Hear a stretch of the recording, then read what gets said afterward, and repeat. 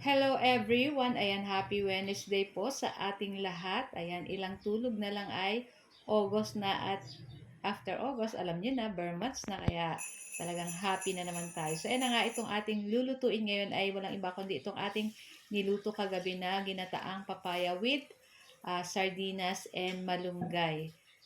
So, syempre, pinart na lang po natin yan ng ating lumpiang Shanghai. So, ayan na nga sa ating kawali, nilagay na natin dyan yung ating pinakaunang gata ng niyog at tinimplahan na po natin yan ng pamintang durog, bawang, sibuyas at isang latang sardinas. Ayan, so hindi na po tayo gagamit ng pangalawang gata ng niyog dahil konti lang nga po yung ating papaya. So, yung isa, hinog na kaya kinain na lang namin. So, asin lang yung ating nilagay sa ating pampalasa. So, nasa sa inyo po kung ano pang gusto nyo ilagay na pampalasa. So, sa akin, okay na po ang asin. At, ayan na nga, ilagay na natin itong ating papaya. Ayan, medyo may hubal-hubal pa or maniba lang sa Tagalog. Ayan, masarap po yan at medyo manamis-namis. So, lulutuin lang po natin iyan at hintayin natin kumulo yung gata ng niyog. So, after ilang minuto guys, ay makikita nyo, lumalapot na yung gata ng niyog at yung ating papaya ay maluluto na din. Kaya naman bago maluto yung ating papaya, ilagay na po natin itong ating malunggay. So, inubos ko na guys, bawal magtira at sayang naman. Saka ang malunggay po ay napaka masustansya, same po sa ating papaya. Kahit po yung hinog nun ay maganda rin po yun pag kinakain. So, ayan na nga at halu-haluin lang po natin ito at ilang minuto lang ay pwede na rin po natin patayin at napakasarap nito guys. Pero gusto sana namin kainin ay ginataang langka with sardines kaya lang wala kaming langka na bilihan. Kaya yung papaya na lang yung ating niluto pero napakasarap din po ng papaya sa ganitong sardinas at may gata.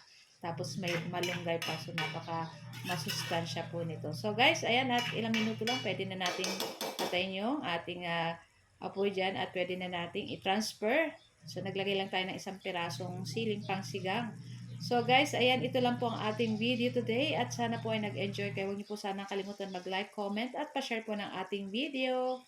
So, tara na guys at samahan niyo na po kaming kumain itong ating napakasarap na ginataang papaya with malunggay and sardines. Siyempre, kapartner po yan itong ating napakasarap na lumpiang Shanghai. So, medyo marami-rami po kaming nagawa.